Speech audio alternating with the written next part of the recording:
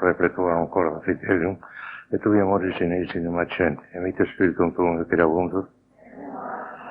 Oremos Deus que corda Fiterium Santo Spiritus in nostra siano de Egoisti, ma nobis in Spiritu recta sapere Deus sempre consolazione gaudere per Christum nomen nostrum. Ave Maria, gratia plena Dominus tecum, benedicta tui mulieribus et benedictus fructus ventris tui, Iesus.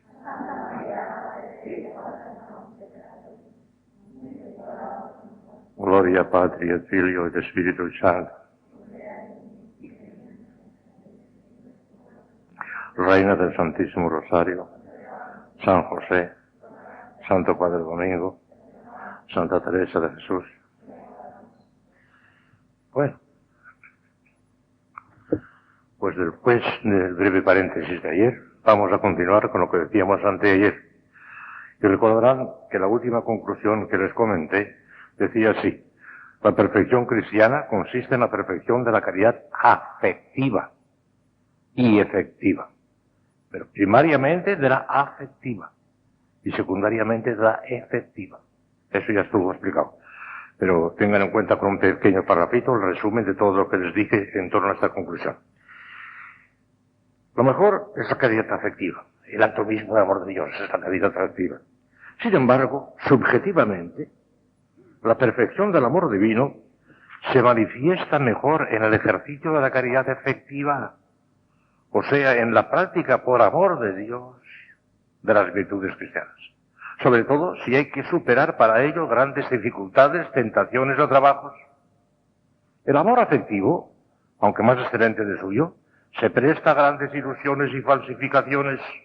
Es muy fácil decirle a Dios que le amamos con todas nuestras fuerzas, que deseamos ser mártires, etcétera, etcétera, sin perjuicio de faltar inmediatamente al silencio, que cuesta bastante menos, sin perjuicio tampoco de mantener con una terquedad ribeteada de amor propio un punto de vista incompatible con aquella plenitud del amor tan rotundamente formulada. En cambio, la legitimidad de nuestro amor a Dios se hace mucho menos sospechosa cuando nos impulsa a practicar callada y perseverantemente, a pesar de todos los obstáculos y dificultades, el penoso y monótono deber de cada día. El mismo Cristo nos enseña que por sus frutos se conoce el árbol, y que no entrarán en el cielo los que se limiten a decir Señor, Señor, sino los que cumplan la voluntad de mi Padre Celestial. Y esto mismo pone de manifiesto en la parábola de dos hijos, aquel padre que tenía dos hijos. A uno le dice, ve al huerto a trabajar, y voy, pero no fue. Y otro dijo, no quiero ir, pero fue. ¿Quién cumplió la voluntad de su padre? ¿El que fue? El que hizo la caridad efectiva, aunque no tenía la afectiva, pero tenía la efectiva. Hay que cuidar. La afectiva vale mucho más, hacer muchos actos de amor de Dios, eso es lo que les tiene que santificar. Pero la efectiva también. Obras son amores y no buenas razones. Eso es lo que les dije el otro día. Ahora viene otra nueva proposición, que en realidad no hace falta comentarla porque se la he comentado largamente en otros años que he venido aquí a hablarles de otras cosas. Dice así la conclusión. Para su plena expansión y desarrollo, tal como lo exige la perfección cristiana, la caridad necesita ser perfeccionada por el don de sabiduría. Miren, ya se lo he explicado muchas veces, pero como aquí es posible que haya alguna nueva o que ya no se acuerde bien de las cosas, se lo voy a hacer con un ejemplo, porque las cosas teóricas a muchas no las acaban de entender, pero con un ejemplo lo ven muy claro. Miren, nuestro Señor es infinitamente generoso. El día del bautismo metió en nuestras almas un tesoro inmenso. Si cayéramos en la cuenta de lo que lleva un niño que acaba de ser bautizado, le adoraríamos casi, Lleva la gracia santificante, que le hace hijo de Dios y heredero de la gloria. Lleva la Santísima Trinidad, el Padre, el Hijo y el Espíritu Santo, presentísimos en su alma. Lleva el germen de todas las virtudes infusas, teologales y morales, de las 54 virtudes. En germen los tiene ahí allí dentro. Y lleva en germen todos los dones del Espíritu Santo. Tesoro inmenso, que vale infinito, vale tanto como Dios, puesto que es el mismo Dios está ahí también. Bueno, pues todo eso lo tiene un niño pequeñito. Pero claro, él no puede actuar todavía porque no tiene uso de razón y se da cuenta de lo que tiene. Entonces, ¿cuándo empieza a actuar todo eso? Miren, las virtudes infusas, como ya les he hablado muchas veces, tienen dos categorías muy distintas. 3 teologales, fe, esperanza y caridad. 4 cardinales, prudencia, justicia, fortaleza y templanza. Y de estas 4 cardinales derivan un montón de virtudes, hasta 54, señales Santo Tomás, una sola teología. Y creo, ya se lo he dicho alguna vez, que no agotó la materia. Es posible que si nos examináramos más profundamente, una introspección psicológica más profunda, descubriría nuevas energías sobrenaturales en nosotros que no están registradas en la suma teológica. Podría ser. Menos no, porque ahí están bien explicadas. Pero más es posible que haya. Lo cierto es que esas 54 virtudes es como un piano que Dios deposita en nuestras almas con 54 teclas. Y cuando se toca una tecla, pues sale un alto de fe, cuando se toca la otra, sale, en fin, cada una. Pero ese piano lo pone a nuestra disposición. Lo podemos tocar nosotros, con ayuda siempre de una gracia ordinaria. Sin el empuje de una gracia ordinaria. La gracia ordinaria, la gracia actual ordinaria es como el aire para respirar. Sin el aire para respirar no se puede respirar. Pero ese aire para respirar, esa gracia actual para que nosotros podamos tocar alguna tecla de esas 54, la tenemos siempre a nuestra disposición como el aire para respirar. Esa no se nos niega nunca, siempre. La gracia necesaria para tocar una tecla de esas que tenemos ya dentro del alma, la tenemos siempre como el aire para respirar. Bien. Pero claro, el Señor nos manda una gracia actual. Nos manda el oxígeno para que nosotros toquemos esa tecla. Y la tocamos. Pero claro, como la tocamos nosotros, y como somos muy malos pianistas, muy malos, sale siempre mezclado con cosas humanas. Sí, voy a practicar hasta virtud, pero hasta cierto punto, con tal que no me obliguen demasiado, con tal que no me cueste mucho, con tal que. Ya con dificultades humanas. Metemos dificultades humanas. Una cosa del todo limpia, del todo pura, totalmente por Dios, sin buscarnos a nosotros mismos. Si cuando menos nos damos cuenta, como decía muy bien un papelito que leí el otro día, el subconsciente se nos mete el amor propio y nos la juega, claro que nos la juega casi muchas veces sin darnos cuenta. Nos parece que estamos actuando por Dios y estamos actuando por egoísmo, estamos actuando por nuestro amor propio, que se nos ha metido el amor propio en el subconsciente, nos la juega, ya lo muy bien dicho. Entonces, ¿qué? Ellos desde entonces Dios tenía previsto eso. Y como sabe que nunca acabaremos de ser de todo buenos pianistas, va y nos metió en el alma, como ya les he dicho antes, otra cosa que se llama un arpa con 7 cuerdas. Un arpa con 7 cuerdas, que son los 7 dones del Espíritu Santo. Pero con esta particularidad, que esa arpa no nos la pone en nuestras manos para que la toquemos nosotros, porque saldría mal también. Si la tocáramos nosotros, no adelantaríamos nada, tendríamos el mismo caso que antes. Pero resulta que esa arpa no nos la da para que la toquemos nosotros, sino para que la toque el Espíritu Santo. Los dones del Espíritu Santo los maneja única y exclusivamente el Espíritu Santo. Y como el artista que lo maneja es divino y es un artista maravilloso, un artista fenomenal del Espíritu Santo, y el arpa es maravillosa también, sale una melodía fantástica que son los dones heroicos de los santos. Los actos heroicos de los santos proceden de los dones del Espíritu Santo. Porque es el Espíritu Santo el que pulsa el arpa y porque el arpa misma es de una perfección sublime. Claro, sale maravilloso. Los actos heroicos de los santos que los hacen con la mayor naturalidad. Sin apretar los puños, sin ponerse nerviosos, con la mayor naturalidad, hacen actos heroicos, es que proceden de los dones del Espíritu Santo. Claro que esto un teólogo quisquilloso me diría, sí, de alguna manera está bien, porque así lo entenderán mejor las monjas, ¿verdad? Pero no es del todo exacto, porque efectivamente los dones del Espíritu Santo actúa, el Espíritu Santo es el que lo actúa, pero actúa moviendo él no solamente a la cuerda del don, sino a la cuerda de la virtud. Recaen sobre las virtudes. Las virtudes son las que necesitan el impulso del Espíritu Santo mediante los dones. Porque no crean ustedes que ese acto de los dones brota en el aire por sí solo, sin tener contacto con las virtudes o no. Lo que hacen los dones es perfeccionar las virtudes elevándolas al don humano, al modo humano del Espíritu Santo. Pero recaen sobre las virtudes. Y aquí está el por qué las virtudes necesitan eso, claro. Si los dones del Espíritu Santo actuasen de una manera aislada, independiente de las virtudes, no las perfeccionarían en nada. Pero es que no actúan así. Actúan perfeccionando las virtudes. El Espíritu Santo perfeccionando las virtudes a través de los dones. Y en este sentido, las virtudes que más necesitan los dones son las más perfectas. Precisamente las teologales, porque son tan perfectas, no funcionan bien cuando las manejamos nosotros. Son demasiado perfectas. Y entre ellas, la más perfecta de todas, la más excelente de todas, que es la caridad, funciona muy mal cuando la manejamos nosotros. Y necesita como nunca, y como nadie, y como ninguna otra virtud, el oxígeno puro de los dones del Espíritu Santo, del don de sabiduría. Entonces, y cuando el Espíritu Santo le impulsa el don de sabiduría, a través de la caridad, salen unos actos de amor de Dios intensísimos, de una perfección enorme, y con la mayor naturalidad. Ya no se buscan a sí mismos. El instinto puramente humano, el egoísmo, ha muerto. Ya no tiene nada que hacer ahí. Ya es todo divino, todo eso de natural, todo es santísimo. Para que vean cómo los dones del Espíritu Santo son absolutamente necesarios para que las virtudes en perfección. Porque de lo contrario, quedarían al modo humano, al piano tocado por nosotros, y sí, aún tocado por nosotros, tienen su mérito, que lo cabe. Las virtudes, aún al modo humano, tienen su mérito. Lo tocamos nosotros, pero como tocamos bajo la influencia de una gracia actual, tienen su mérito. Pero muchísimo menos mérito del que podrían tener cuando vengan los dones del Espíritu Santo, que les dan la modalidad de vida y las llevan a una perfección enorme. Parece que me he explicado con claridad, ¿eh? La cosa clara. La necesidad de los dones del Espíritu Santo. Y precisamente la virtud que más necesita del don de sabiduría, que es la que influye sobre la virtud de la caridad, que es el don de sabiduría, es precisamente la caridad. Para que salgan esos actos de amor de Dios perfectísimos, que no huelen para nada ya al propio yo, que el egoísmo ha desaparecido definitivamente, que ha muerto ya el yo de una manera total. Eso no es posible con la caridad a solas, sino con la caridad más el don de sabiduría. Y claro, fíjense tiene una cosa, que les hablaré largamente. Hoy no me podemos insinuarlo, ya les hablaré más largamente otras veces. Que precisamente el predominio, la actuación predominante de los dones del Espíritu Santo constituye el estado místico. Y por consiguiente, hasta que se llega al estado místico, y no se asusten porque pueden llegar todas, ya verán de qué manera, hasta que no llegue al estado místico no se está en la perfección. Miren, Santa Teresa de Jesús, que tenía un instinto teológico tremendo, aunque no estudió la Suma Teología, pero sobre todo tenía los dones del Espíritu Santo y veía las cosas con una claridad enorme. Ya saben ustedes que divide todo el camino de la vida espiritual en 7 moradas. Las 7 moradas. Empieza por la primera y acaba por la última. Bueno, pues hasta la 4ª morada son el piano. Son las virtudes infusas manejadas por nosotros mismos.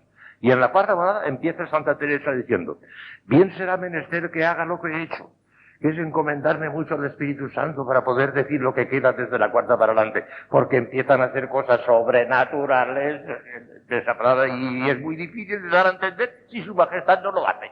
Claro, empiezan los dones del Espíritu Santo. Y fíjense bien, por consiguiente, un alma que no tenga más que el piano, y que no toque más que el piano, puede llegar hasta la 4ª morada, que es mucho, ¿eh? Es mucho. Puede llegar hasta la 4ª morada, que es mucho ya. Pero de ahí para dónde. De ahí ya tienen que ser los dones del Espíritu. Ya tiene que ser la mística, la estética ya no vale. Llega hasta la 4ª morada, que es mucho. La inmensa mayoría de la gente no llega. Muchos no llegan ni a la primera, segunda, pero incluso mucha gente que trata de santificarse y demás, pues, logra escalar hasta la 4ª morada. Tanto que mira, hay 3 clases de santidad también, el juicio, y no a mi juicio, porque eso es una cosa teológica, es clara. Hay santos de primerísima categoría. Hay santos de segunda categoría. Y hay santos incluso canonizables, pero de 3ª categoría. Dentro de los santos hay categorías, no todos son iguales. ¿Quiénes son los de primera, segunda y tercera? Sería una ridiculez y una estupidez y una petulancia que yo empezara a citar nombres. Yo qué sé, lo sabe el Espíritu Santo, se sabe Dios nuestro Señor. Pero hay algunas cosas tan evidentemente clarísimas que no es ningún absurdo de citar unos cuantos nombres de primerísima categoría.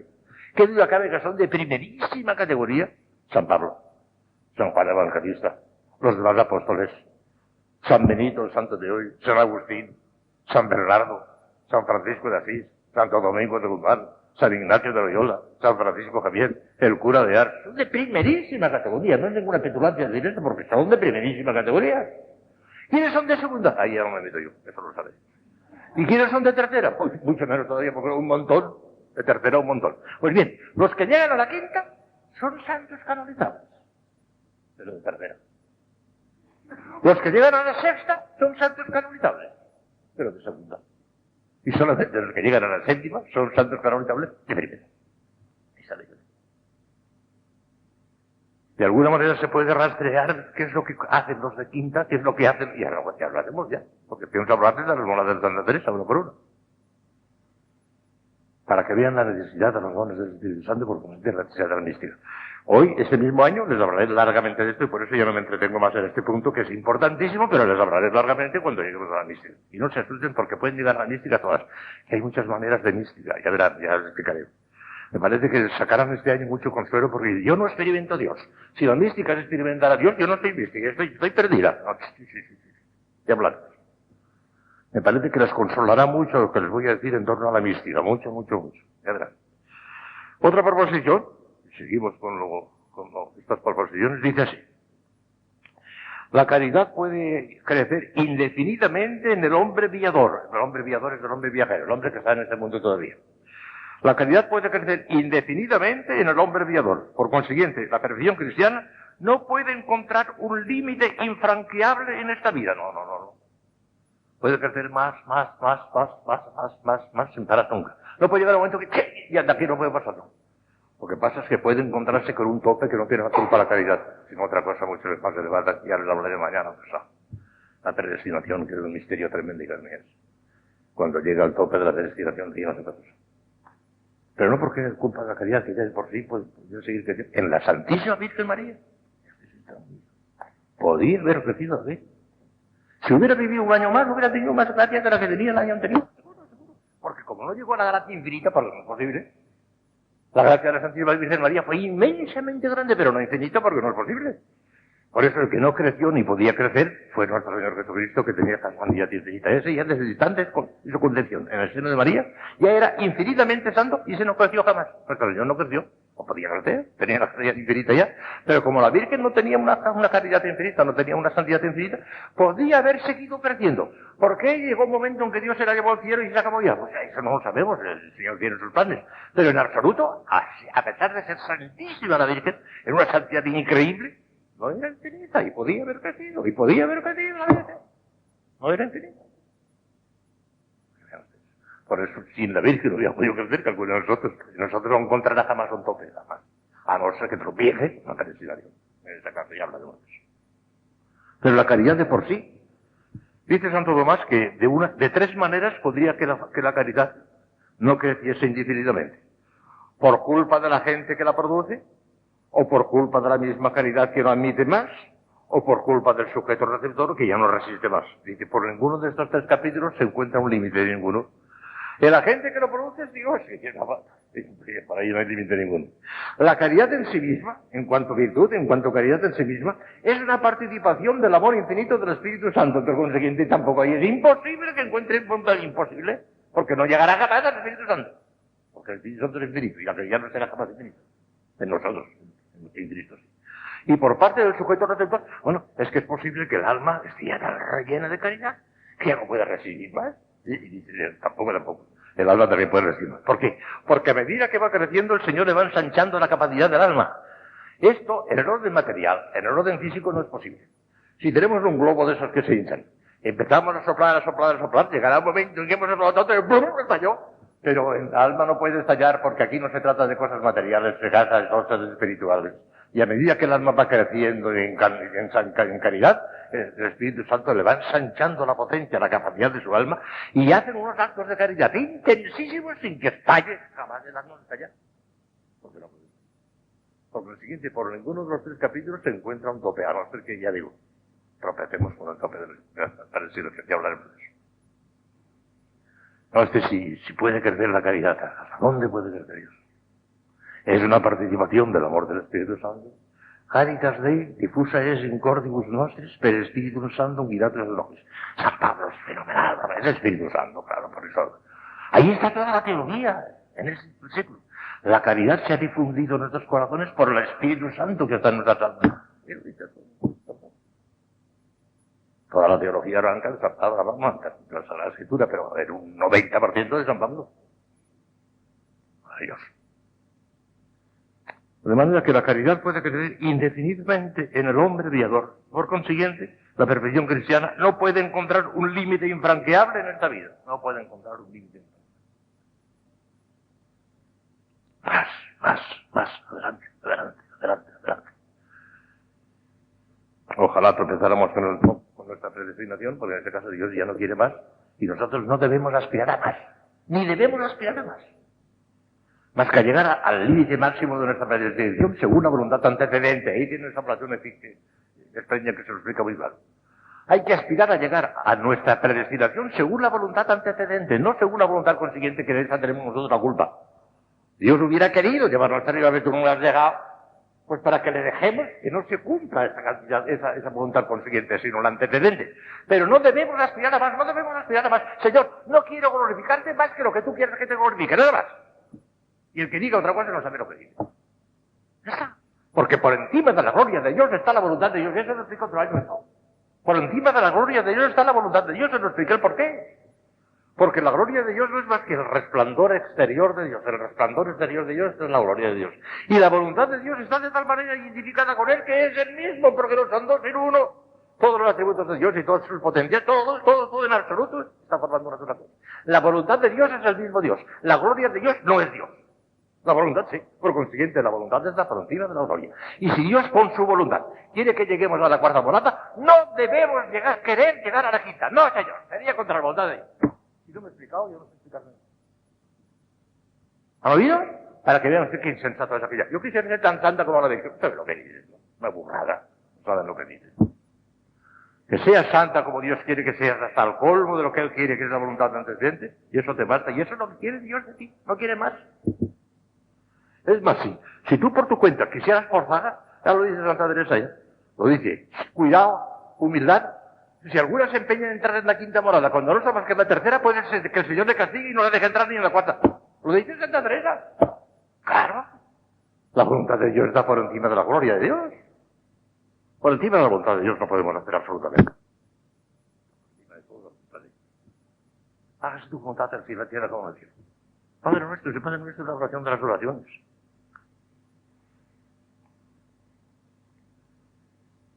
Y por último en esta sección, porque después vendrán otras secciones, dice: la perfección cristiana consiste esencialmente en los preceptos y secundaria y instrumentalmente en los consejos. Otra cosa que la gente no sabe y que muchas monjas tampoco lo saben, ignoran. Les parece que la perfección está en los consejos. Los preceptos es una cosa que está mandada para todos, pues no, una cosa que es general, pero el consejo es una cosa que no está mandada para todos, sino para el que quiera aceptarla. No todo el mundo tiene obligación de ser sacerdote o de ser religioso, pero el que voluntariamente quiera aceptar los consejos evangélicos parece que añade algo a los preceptos que están obligatorios para todos, y por consiguiente la perfección está en los consejos, los señores no. La perfección está en los preceptos, no en los consejos. Y van a ver lo clarísimo. Si lo ha dicho nuestro Señor, esto no es opinión de Santo Tomás, es opinión de nuestro Señor, lo dice el Evangelio. Cuando le dijeron a él, así, maestro, dinos, ¿cuál es el mandamiento? No el consejo. ¿Cuál es el mandamiento mayor? Mandamiento, no consejo. Contestó: el primero es este: amarás al Señor tu Dios con todo tu corazón, con toda tu alma y con todas tus fuerzas. Y el segundo, semejante al primero, es: amarás al prójimo que te mismo. Mayor que estos dos no hay ninguno, porque en ellos están encerrada toda la ley y los profetas. Es Cristo quien ha dicho esto, no Santo Tomás. Fíjense bien. Mandamiento, amar a Dios. Pero no de cualquier manera. Si hubiera dicho: el primer mandamiento es amar a Dios y al prójimo como a ti mismo, pero no hubiera dicho con todo corazón, con todo, hubiera mandado simplemente el estado de gracia, nada más. Pero como no dijo eso, sino que amar al Señor tu Dios con todo tu corazón, con toda tu alma, con todas tus fuerzas, esa es la perfección. Mandó la perfección. No solamente mandó el amor de Dios de un poquito nada más, en estado de gracia, sino la perfección la manda, en el primer mandamiento lo manda. La perfección, porque la perfección es eso: amar a Dios con todo el corazón, con toda la alma, es la perfección. Estamos diciendo todo esto todos estos días, la perfección de la caridad. La manda el primer mandamiento. Mandada. Entonces el que no comprende, ya hablaremos despacio de todo. Que hay muchas restricciones aquí. Escuchen.